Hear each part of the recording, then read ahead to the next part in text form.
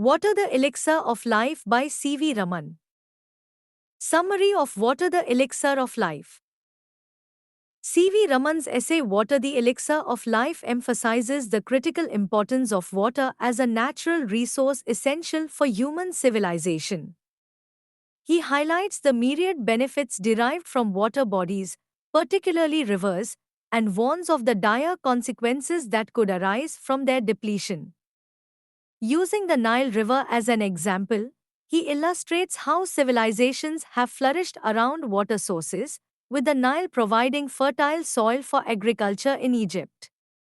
Raman advocates for the protection and preservation of these vital water sources, calling them blue gold, and stresses that every small body of water should be valued and conserved.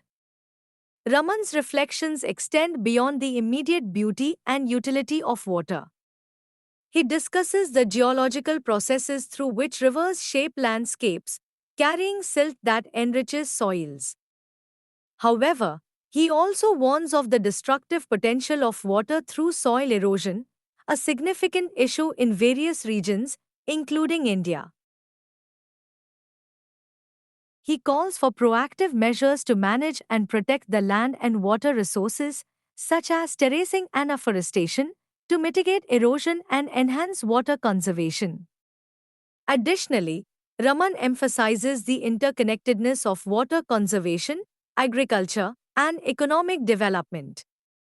He argues that harnessing rivers and improving water management can transform barren lands into fertile regions, supporting both agricultural and economic growth.